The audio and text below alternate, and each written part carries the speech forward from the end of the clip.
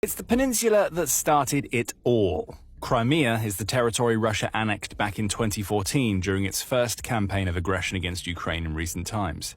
And when Vladimir Putin launched his full-scale invasion of Ukraine, it was Crimea that became one of Russia's major threats, courtesy of its ability to send warships into the Black Sea. A lot has changed since those early months of the Ukraine war. Now, Russia is struggling to maintain its grip on Crimea, and Ukraine keeps hitting the peninsula hard. Over the last couple of days, Ukraine has rained hell on Crimea, turning the region into a graveyard of some of Putin's prized assets. One of those assets is among Putin's most prized of all, an S-400. Often considered Russia's best air defense system, barring the S-500 that is only available in limited amounts, the S-400 is a dangerous piece of machinery. At least it's dangerous in the context of preventing Ukraine from conducting the types of aerial assaults that can do serious damage to Russian positions. Army technology says that the S-400 is capable of firing several types of missiles, the strongest of which has a range of 248 miles.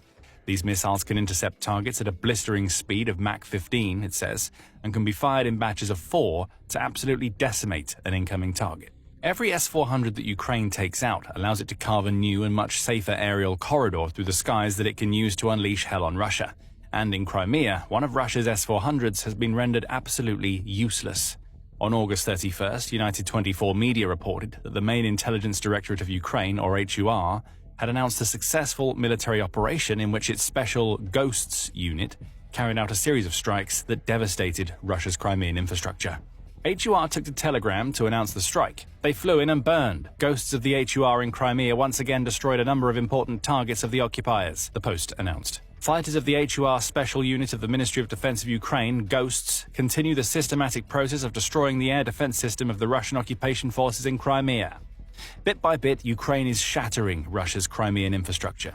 The strike against the S-400 was the first in a recent series, and it cleared the way for Ukraine to take out several other key pieces of equipment. More on that in a moment. Coming back to the S-400, Euromaidan Press reports that it technically wasn't an S-400 itself that Ukraine took out.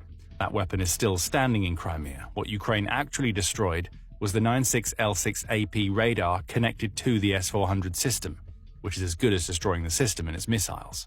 Without its radar, the S-400 is forced to fire blind, if it's even capable of firing at all. The S-400 is now little more than a sitting duck loaded with missiles. Perhaps Ukraine is planning a follow-up drone strike to take out the S-400 itself. Only the future will tell. But for now, Russia has a $200 million air defense system that has been basically turned into a mass of metal with no function. Why does that matter? By taking away the S-400's ability to fire, Ukraine made sure that Russia's defenses were weakened for the drone onslaught to come. And onslaught is an understatement.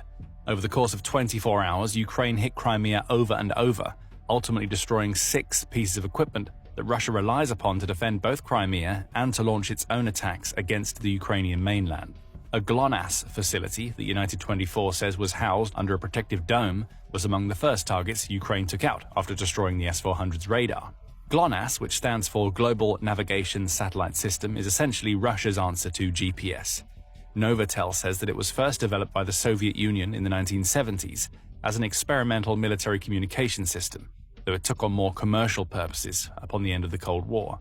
GLONASS currently has a full deployment of 24 satellites, which enable real-time tracking, targeting, and route finding in much the same way as GPS.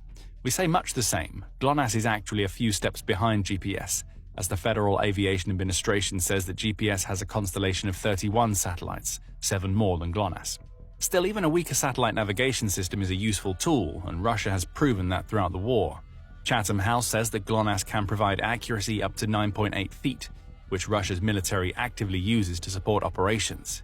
Most high-precision weapons Russia utilizes, including the long-range missiles it's using to bombard Ukraine's cities, relies on GLONASS to hit their targets. Russia's trend towards increasing use of GLONASS to strengthen its military looks set to continue, Chatham House says, which leads to a simple conclusion. Take out GLONASS and you make Russia's weapons less accurate. It's impossible for Ukraine to take out the satellites that make the GLONASS system work. Launching missiles deep and accurately enough into space for that purpose isn't feasible. But what Ukraine can do is what it did in Crimea. Taking out GLONASS facilities hampers Russia's ability to use its satellite navigation systems. We don't know what the Crimean GLONASS facility did specifically. Perhaps it provided satellite navigation for vessels in Russia's Black Sea Fleet, or it was key to the missiles that Russia was firing into Ukraine from Crimea.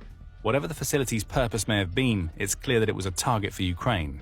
A target that has been taken out thanks to the HUR's Ghost unit and its drones. If you think Ukraine stopped there, you have another thing coming.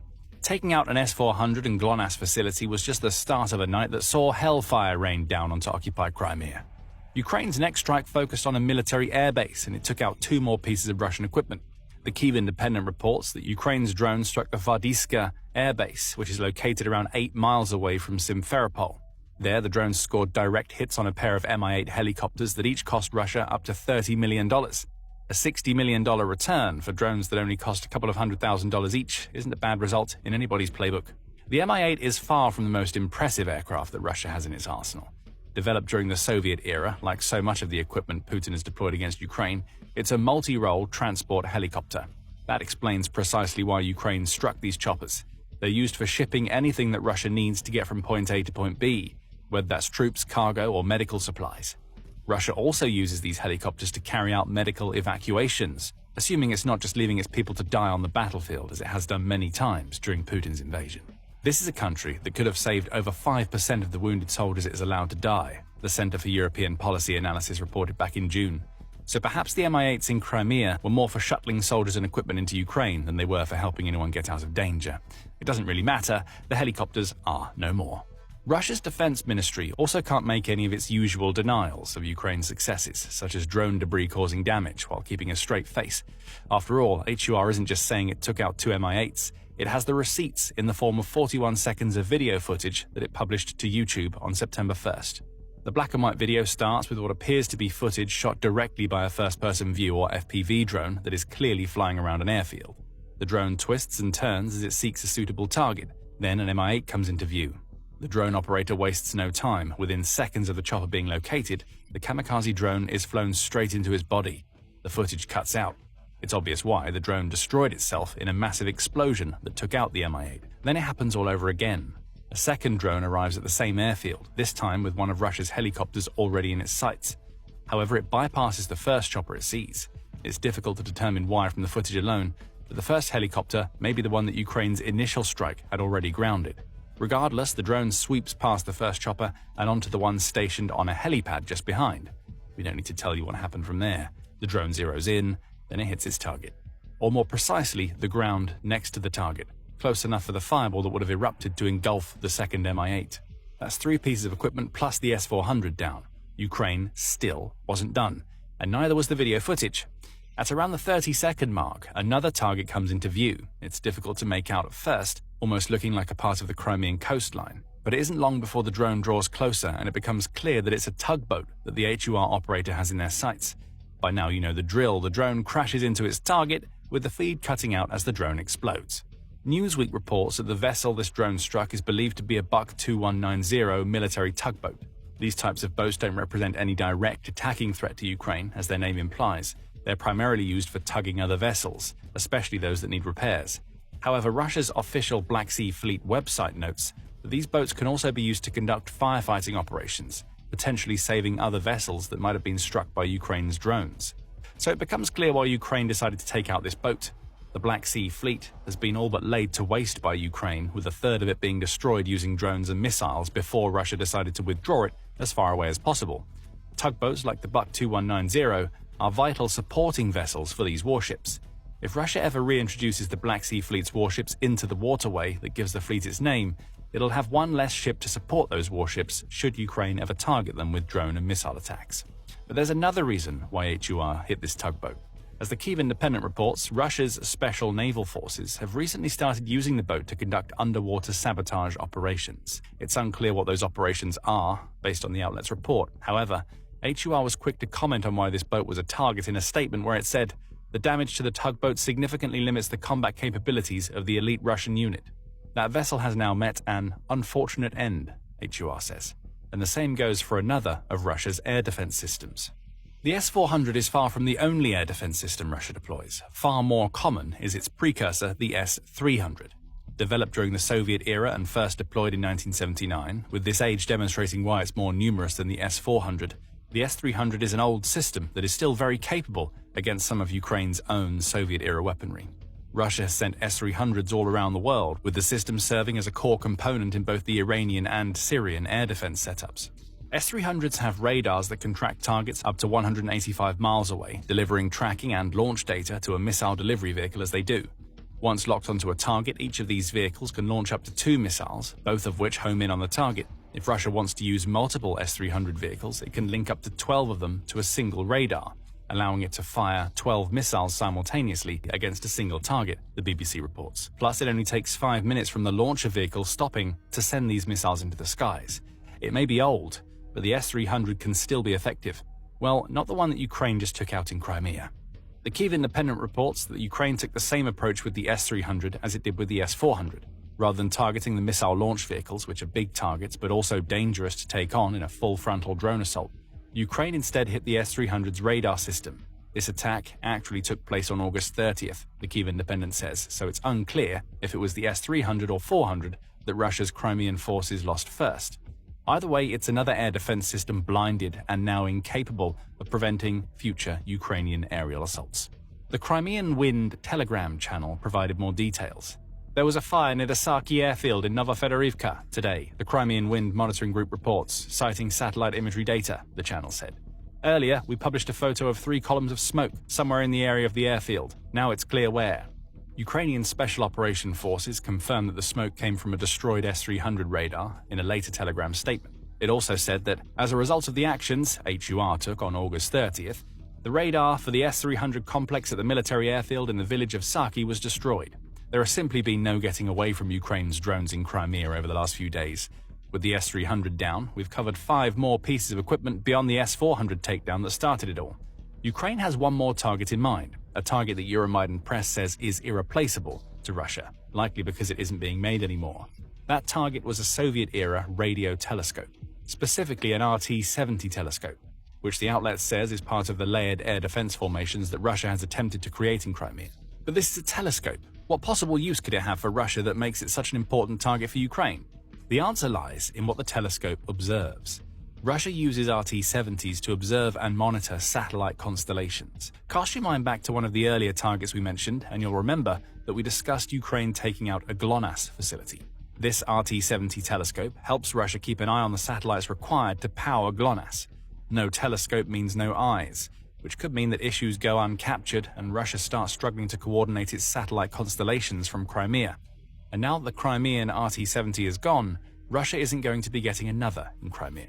The radio telescope is truly unique, says Dmytro Pletenchuk, who is the spokesperson for the Ukrainian Navy. It was built during Soviet times to monitor satellite constellations. It's genuinely one of a kind. And now it's gone. Just like everything else that Ukraine has destroyed to cap off an August where it's caused severe damage to Russia with its long-range strikes. In the space of a couple of days, Ukraine has turned Crimea into a graveyard of some of Russia's most valuable equipment.